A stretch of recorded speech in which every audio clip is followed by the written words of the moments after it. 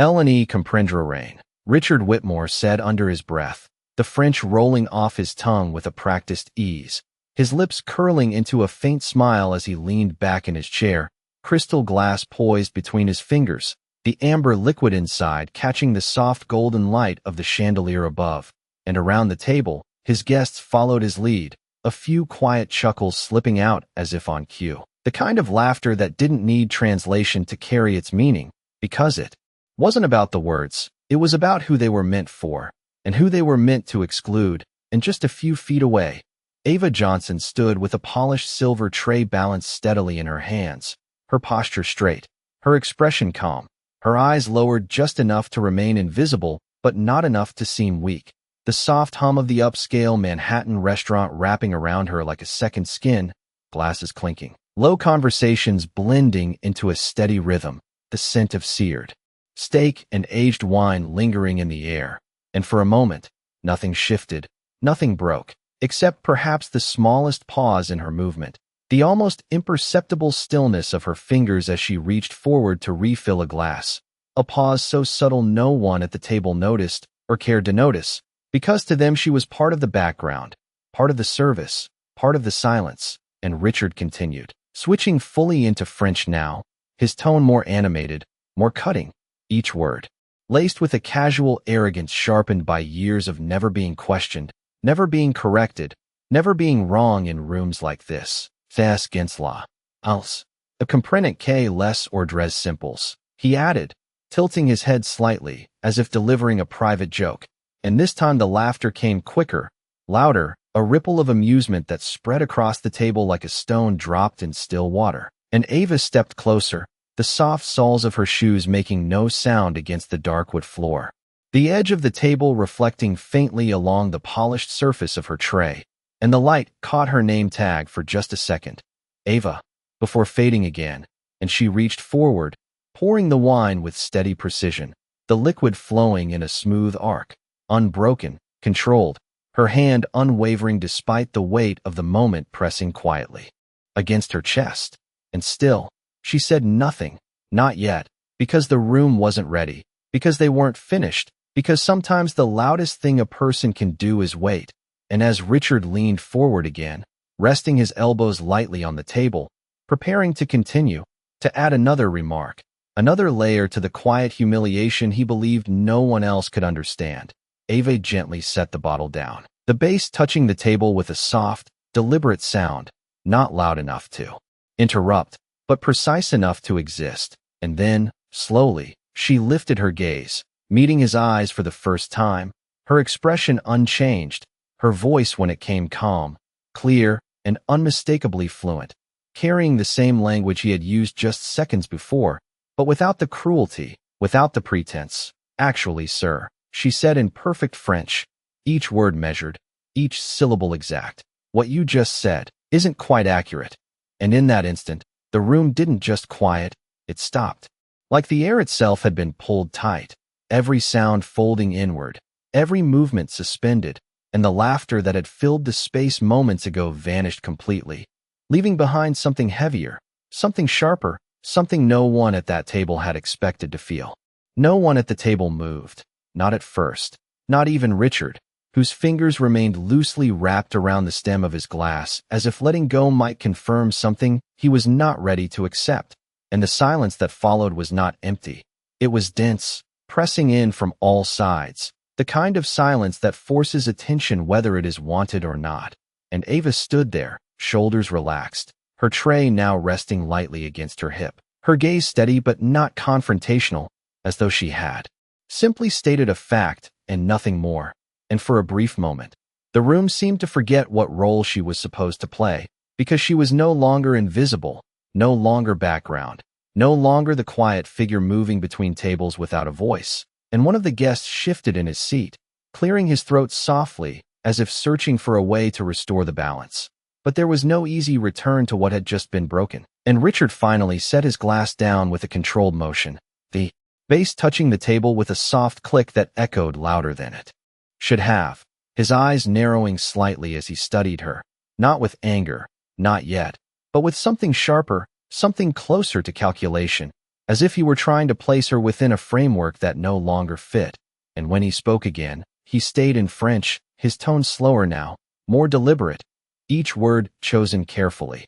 "And what exactly is inaccurate?" he asked, the question hanging in the air like a test, like a line drawn between them. And Ava did not rush to answer. She let the moment breathe, let the weight of every eye in the room settle where it needed to. And then she responded, her pronunciation precise, her cadence natural, not rehearsed, not forced, but lived. "You said people like me only understand simple orders," she said calmly.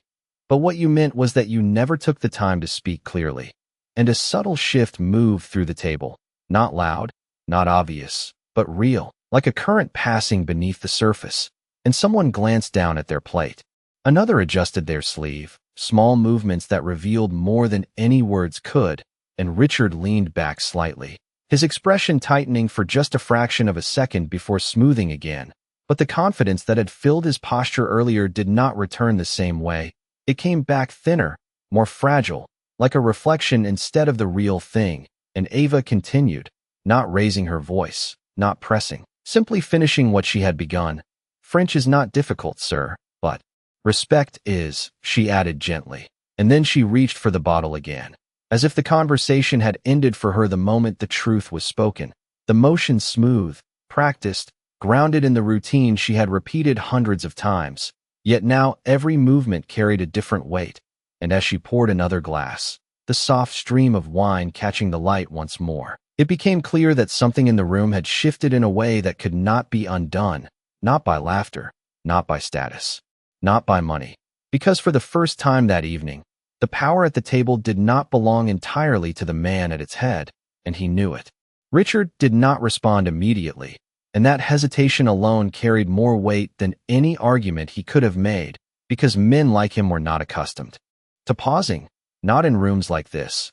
Not in front of people who had spent years learning to agree before he even finished speaking. And yet now his silence stretched just a second too long. Just enough for everyone at the table to notice. And he reached for his glass again. Not to drink, but to occupy his hands. To regain a sense of control that had slipped in a way he could not quite explain. And when he finally spoke, he switched back to English, his voice smooth but edged with something firmer, something defensive. "You seem very confident for someone in your position," he said, leaning forward slightly, his eyes fixed on her as if narrowing the space between them might restore the imbalance he preferred. And Ava met his gaze without flinching, her expression unchanged, neither proud nor apologetic, simply present. And she gave a small nod, not in agreement, but in acknowledgement, as if she had heard this tone before, many times, in many forms, and knew exactly what it meant.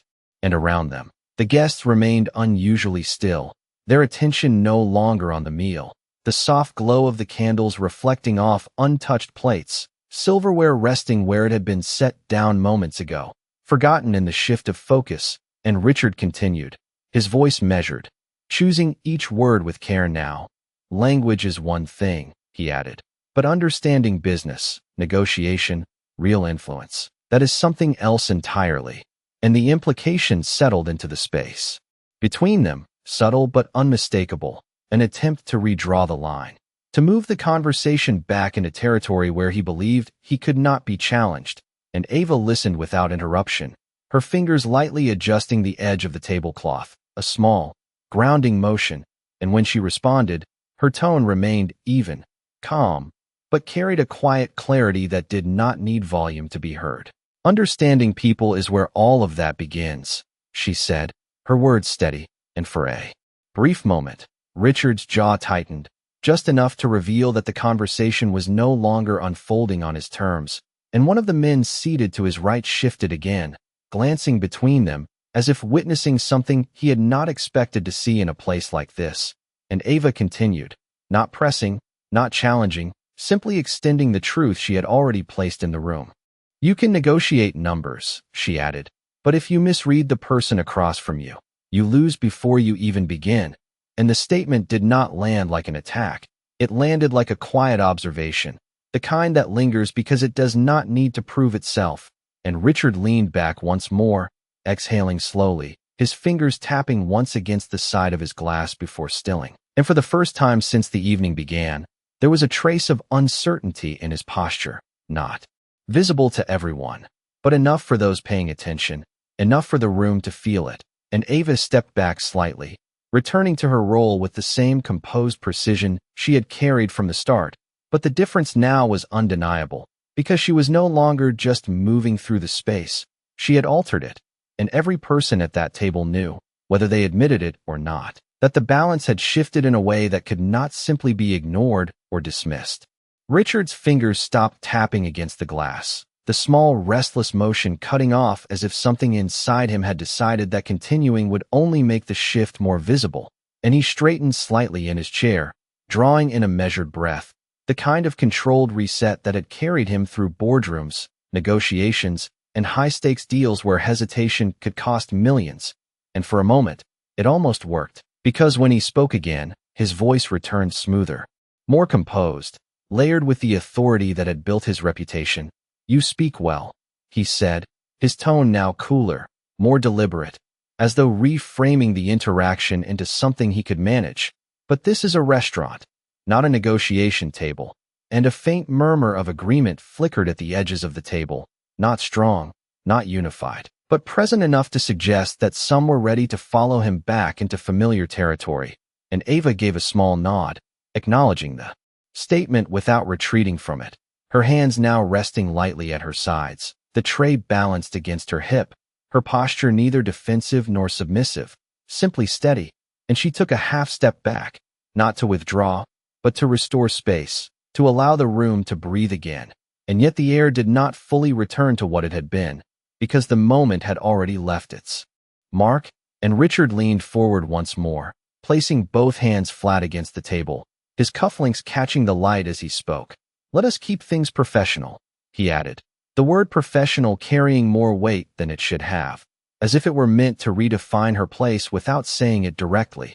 And Ava's eyes flickered briefly toward the table, taking in the untouched plates, the glasses that had not been lifted, the subtle tension that still held the room in place. And then she looked back at him, her expression calm, her voice soft but clear. "I have been, sir," she replied, and the simplicity of the statement landed with a quiet precision that did not need emphasis.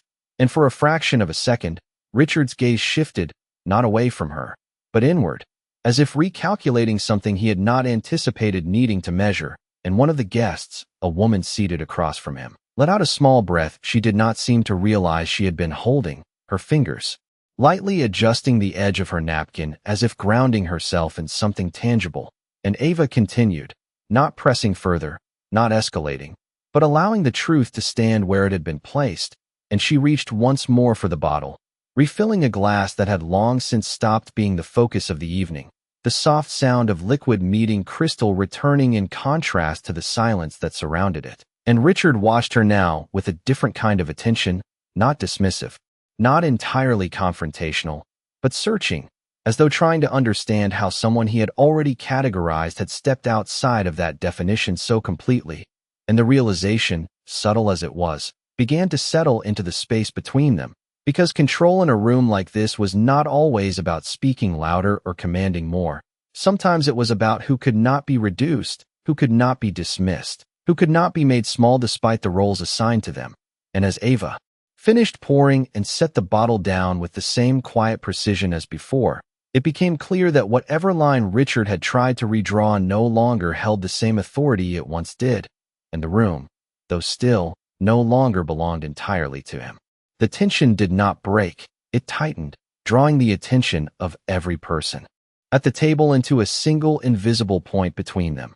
And Richard's composure, though still intact on the surface, began to show the faintest signs of strain in the way his shoulders held just a little too rigid, in the way his jaw set a fraction harder than before, and he gave a short, controlled exhale before speaking again, this time with a sharper edge beneath the calm. "You are very articulate," he said, the words shaped carefully, almost complimenting, but not quite, because there was something underneath them, something that tried to place her back into a category, to make her exception instead of equal. And Ava heard it, the nuance, the framing, the quiet attempt to redefine what had just happened into something smaller, more manageable. And she did not react immediately. She did not correct him. She simply let the words exist in the air for a moment, long enough for their meaning to settle. And one of the guests shifted again, glancing toward Richard as if waiting for the next move, the next line that would restore the balance they all understood, and Richard leaned forward slightly, his fingers interlacing on the table now, a more deliberate posture, one that signaled control, authority, structure. Tell me, he continued, his voice steady but firm. Where exactly did you learn to speak like that? And the question was not casual. It carried weight. It carried doubt. It carried the assumption that there had to be an explanation that fit his expectations. And Ava met his gaze once more, her expression unchanged, her breathing even, the soft rise and fall of her shoulders barely noticeable beneath the quiet hum of the room. And when she answered, her tone remained calm. But there was something deeper now, something rooted, something that did not ask for permission to be heard. I studied international communications, she said, her words simple, direct, and for a brief moment, no one at the table spoke, as if the answer itself had disrupted more than just the conversation, and Richard's eyes narrowed slightly, not in anger, but in recalculation, and Ava continued, not to defend herself, not to justify, but to complete the truth. I was on scholarship, she added, until my mother got sick, and the sentence settled differently than the ones before it, softer, but heavier, carrying a weight that did not need elaboration. And the woman across the table lowered her gaze, her fingers stilling against the edge of her napkin, and Richard remained silent for a second longer than before, the space between his breath stretching, and Ava did not fill it.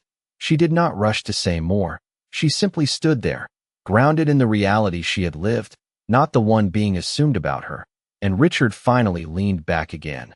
But this time the motion was slower, less controlled, as if something in the foundation of his certainty had shifted in a way he could not immediately correct, and the room felt it.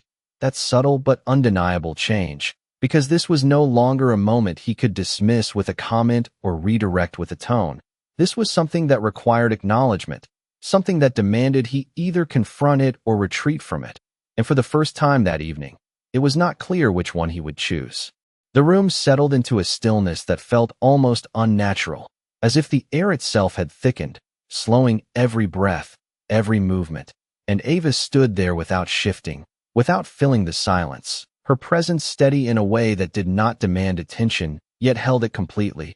And somewhere beyond the table, a faint clink of glass echoed from another part of the restaurant, distant and irrelevant, like a reminder that the world outside this moment was still moving even if this one had paused.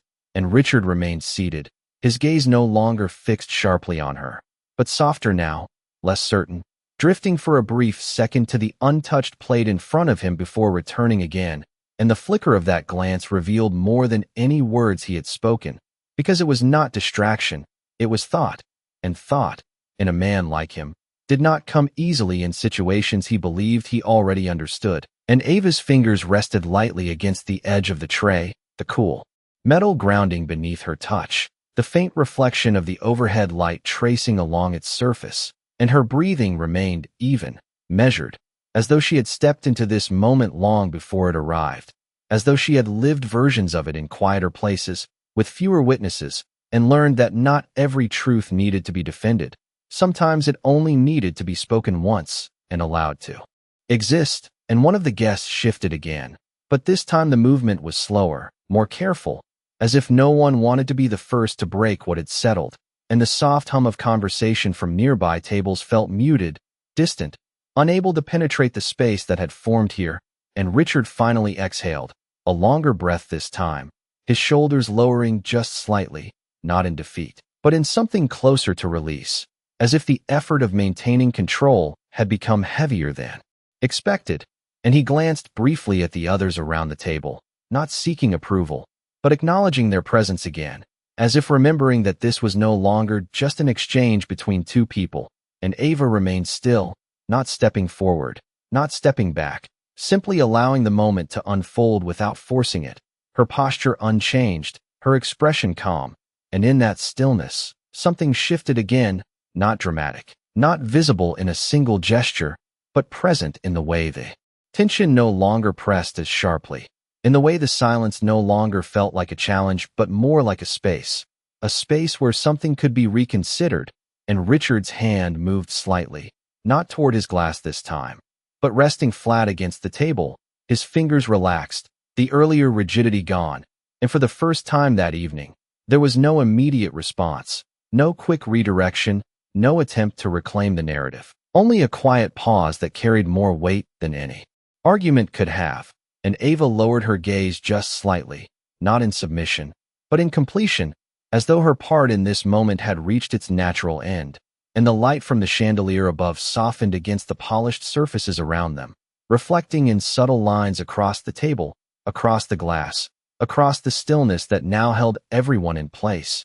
And in that quiet, something unspoken settled into the room, not loud, not announced, but undeniable, the kind of shift that could not be undone because it had already been understood.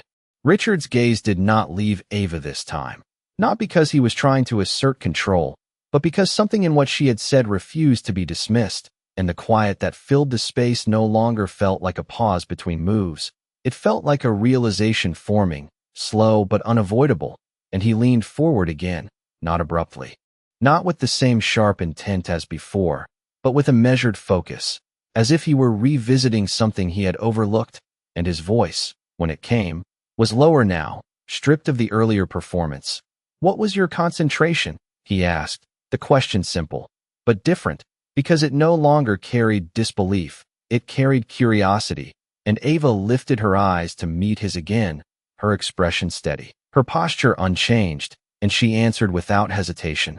"Contract analysis and cross-border compliance," she said, the words precise, professional, grounded in experience rather than theory, and the effect was immediate, though subtle, a shift that moved through Richard's expression like a shadow passing across light. Because this was no longer just unexpected, it was specific, it was relevant, it was something he understood in his own world, and one of the men at the table straightened slightly, his attention sharpening as the terminology registered, and Richard's fingers pressed lightly against the table as he leaned in just a fraction more. "You said you were on scholarship," he continued, his tone still controlled, but now carrying a different kind of weight. "Which program?" And Ava answered just as calmly, naming the university, the department, the program structure, not elaborating beyond what was asked, but offering enough clarity to remove any doubt that her knowledge was real. And for a moment, Richard said nothing, his eyes holding hers, not in challenge, but in recognition, because the pieces were no longer abstract, they were aligning, forming a picture that did not match the one he had assumed when she first approached the table, and he leaned back slowly, exhaling under his breath, the sound barely audible, but present, and the room seemed to lean with him, the tension shifting from confrontation into something else, something quieter, something closer to understanding. And then Ava spoke again, not to extend the conversation, but to complete it, her voice even, her tone unchanged. "I specialized in identifying liability gaps in multilingual contracts," she said, and the words landed with a different kind of impact, not emotional, not confrontational, but precise, because they intersected directly with the world Richard operated in, and for the first time since the evening began, there was no immediate response from him, no attempt to redirect or challenge, only a stillness that carried recognition, because in that moment, he understood something he had not expected to face, that the person he had dismissed was not just capable, she was relevant, and more than that, she had been speaking from a place of knowledge he respected, even if he had not been willing to acknowledge it until now. And the room felt it, that quiet shift from assumption to realization, from hierarchy to something less certain, and Ava remained exactly where she was, not stepping forward, not claiming the space, simply existing within it, as the truth settled around them in a way that no one could ignore anymore. Richard did not look away this time, not because he was trying to hold his ground, but because something in him had already shifted past that need, and the weight of what Ava had just said settled into him with a clarity he could not ignore, the kind of clarity that stripped away assumptions and left only what was real, and his hand, still resting on the table, moved slightly, his fingers curling inward before relaxing again, a small motion that betrayed more than any expression on his face. And when he finally spoke, His voice was quieter than before, not weak, not uncertain, but grounded in something different, something closer to honesty than control. "You saw something earlier," he said, the words measured, deliberate, "when I was speaking." And it was not a question, not exactly, but an acknowledgement, an opening he had not offered anyone in that room before, and Ava held his gaze for a brief moment, then gave a slight nod, her expression unchanged, her tone steady. "Yes," she replied simply, and the simplicity of her answer carried its own weight, because it did not exaggerate, did not soften.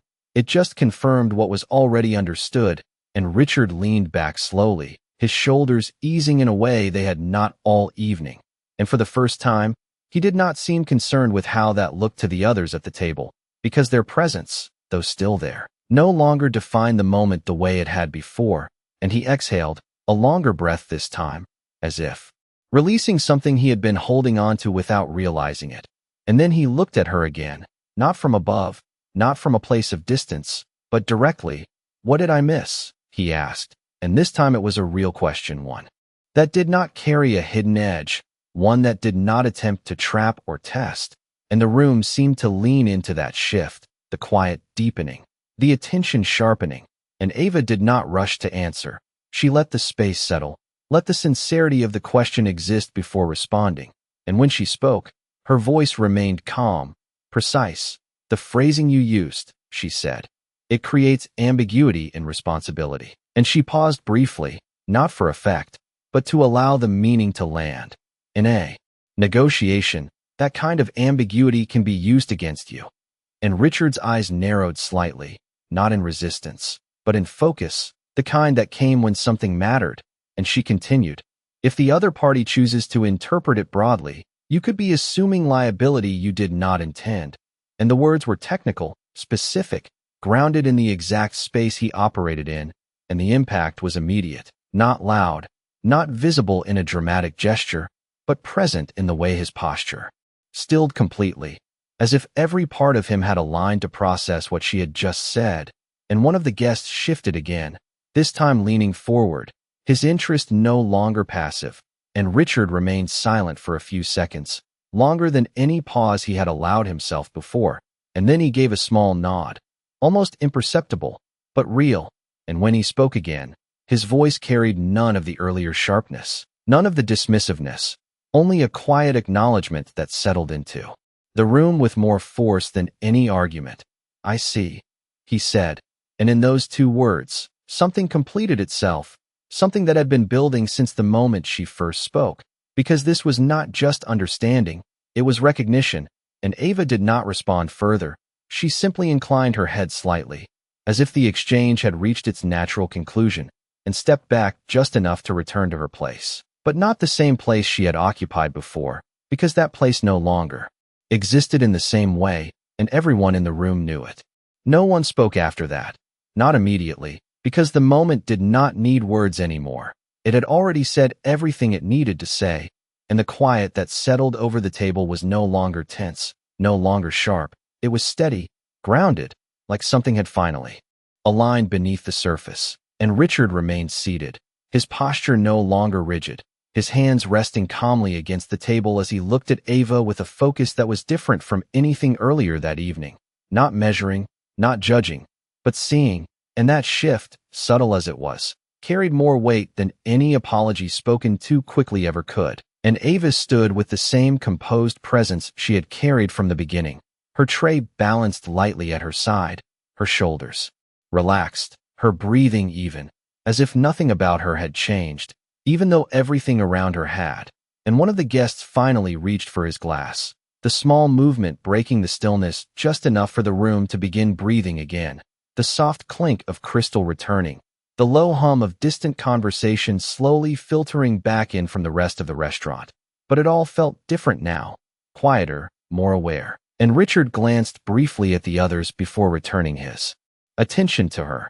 And when he spoke, his voice was calm, stripped of performance. "Thank you," he said, the words simple, direct, and without qualification, and Ava gave a small nod, not surprised, not triumphant, just acknowledging what had been offered, and she turned slightly, preparing to step away, to return to the rhythm of her work, the same rhythm that had carried her through countless nights like this one, unnoticed, unrecognized, until now.